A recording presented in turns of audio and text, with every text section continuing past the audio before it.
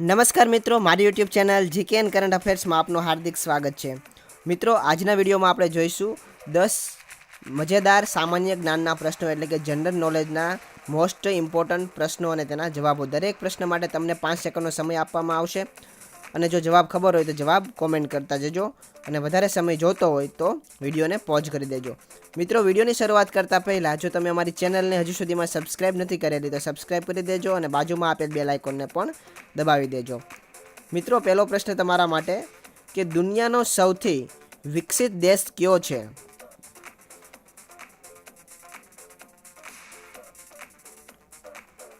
મિત્રો, આનો જવાબ છે અમેરિકા. અમેરિકા એ દુનિયાનો સૌથી વિકસિત દેશ છે.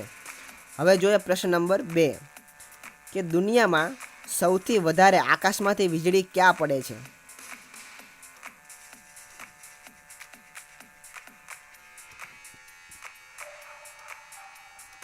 મિત્રો, આનો જવાબ છે આફ્રિકાના કાગો શહેરમાં.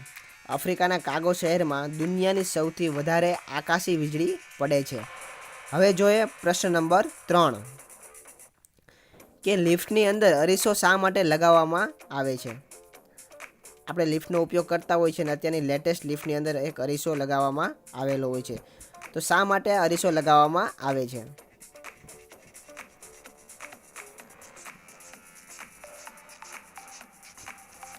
તો મિત્રો, આનો જવાબ છે કે લિફ્ટની અંદર સફર કરતી વખતે તમને સમયની ખબર ના પડે એટલા માટે લિફ્ટની અંદર અરીસો લગાવવામાં આવે છે.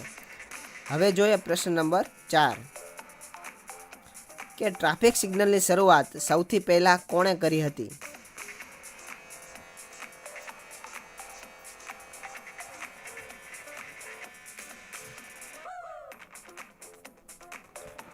તો મિત્રો, આનો જવાબ છે રેલવે ડિપાર્ટમેન્ટે ટ્રાફિક સિગ્નલની સૌથી પહેલાં શરૂઆત કરેલી હતી.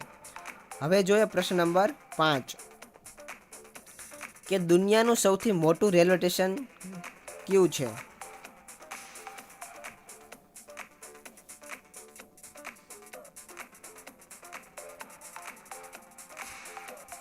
તો મિત્રો, જવાબ છે ન્યૂયોર્કનું ગ્રાન્ડ સેન્ટ્રલ ટર્મિનલ એ દુનિયાનું સૌથી મોટું રેલવે સ્ટેશન છે, જેની અંદર 44 પ્લેટફોર્મ અને 67 એટલે કે 67 ટ્રેક આવેલા છે, કે જે દુનિયાનું સૌથી મોટું રેલવે સ્ટેશન ગણાય છે. હવે જોઈએ પ્રશ્ન નંબર 6 કે વિમાન 1 લિટરમાં કેટલી માઇલેજ આપે છે? આપણે 4 વ્હીલની માઇલેજ ખબર હોય છે કે ચલો 20-25 કિલોમીટરને આપે છે, પણ વિમાન કેટલી માઇલેજ આપે છે? તો મિત્રો, આનો જવાબ છે વિમાન પ્રતિ સેકન્ડ લગભગ 4 લિટર ફ્યુલ ખાય છે.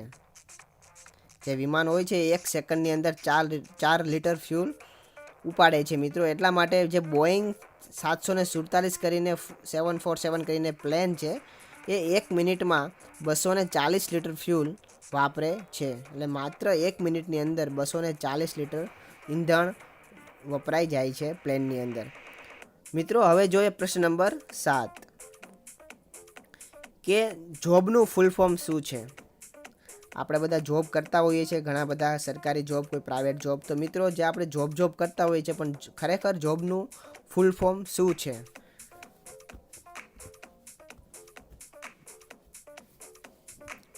મિત્રો, જોબના 2 ફૂલ ફોર્મ છે.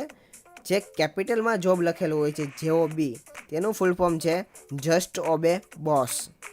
અને જે સ્મોલની અંદર JOB લખેલું છે સ્મોલ લેટરમાં, તેનો મતલબ થાય છે જોઈનિંગ અધર્સ બિઝનેસ. તો મિત્રો, આ હતા જોબનું full form just obey boss and joining others business.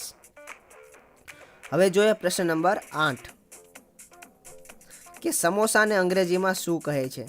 મિત્રો, આ સમોસા આપણે દરરોજ ખાતા હોઈએ છીએ. તો મિત્રો, આ જે સમોસા હોય છે તેને ઇંગ્લિશમાં શું કહેવામાં આવે છે?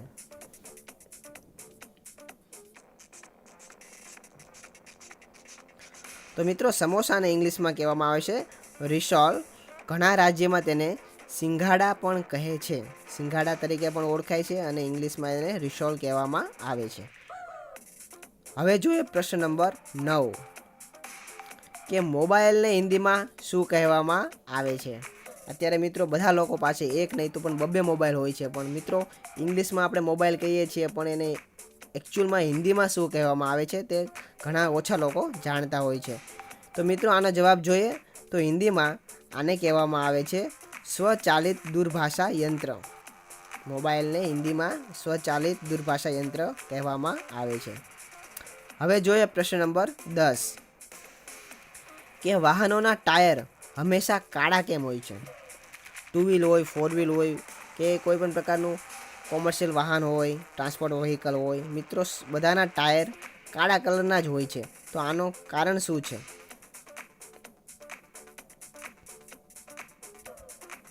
તો મિત્રો જવાબ છે કે ટાયર બનાવવા માટે તેમાં કાળો કાર્બન મિક્સ કરવામાં આવે છે. જે ટાયર બનાવવાનું હોય છે રબરનું, તેની અંદર મુખ્ય તત્વ છે કાર્બન. જે કાળો કાર્બન આવે છે તે એમાં ઉમેરવામાં આવે છે, એટલા માટે ટાયરનો કલર કાળા કલરનો હોય છે. મિત્રો આ હતા 10 જનરલ નોલેજના પ્રશ્નો. ગયા વખતે મેં તમને જીકેની પ્રશ્નોત્તરીની અંદર એક પ્રશ્ન પૂછેલો હતો કે કયા દેશમાં સોનાનું એટીએમ છે? તો મિત્રો આનો જવાબ છે દુબઈ. દુબઈની અંદર આ પ્રકારનું સોનાનું એટીએમ જોવા મળે છે, જેની અંદર પૈસાને બદલે સોનાના સિક્કા નીકળે છે, જે ગોલ્ડ એટીએમ તરીકે ઓળખાય છે, જે દુબઈમાં સ્થિત છે. મિત્રો આજનો પ્રશ્ન તમારા માટે કે આખી દુનિયામાં કુલ કેટલા દેશ છે? પૂરા વિશ્વની અંદર કુલ કેટલા દેશ આવેલા છે? તેનો જવાબ તમારે મિત્રો ખબર હોય તો કોમેન્ટ કરવાનો છે, કોમેન્ટ બોક્સમાં લખીને બતાવવાનો છે. આનો જવાબ આપણે આવતા વિડીયોમાં જોઈશું. તો મિત્રો આ હતા મજેદાર જનરલ નોલેજના મોસ્ટ ઇમ્પોર્ટન્ટ મોસ્ટ આઈએમપી પ્રશ્નો કે જે સરકારી નોકરીની પરીક્ષાની અંદર કે કોઈ પણ પ્રકારની કોમ્પિટિટિવ એક્ઝામ હોય, સ્પર્ધાત્મક પરીક્ષા હોય તેની અંદર પૂછવામાં આવે છે. તો મિત્રો આશા રાખું છું તમને વિડીયો પસંદ આવ્યો હોય. વિડીયો પસંદ આવ્યો હોય તો વિડીયોને લાઇક કરજો, અન્ય મિત્રો સુધી શેર કરજો વિડીયોને તમારા વોટ્સઅપ ફેસબુક ગ્રુપની અંદર, અને અમારી ચેનલને આવા જ નવા પ્રશ્નો જનરલ નોલેજના ઉખાણા એવા જોવા માટે અમારી ચેનલને સબસ્ક્રાઈબ કરી દેજો, અને બાજુમાં આપે બેલ આઇકોનને પણ પ્રેસ કરી દેજો કે જેથી કરીને જ્યારે પણ નવા વિડીયોઝ આવે તો સૌથી પહેલાં તમારી પાસે પહોંચી જાય.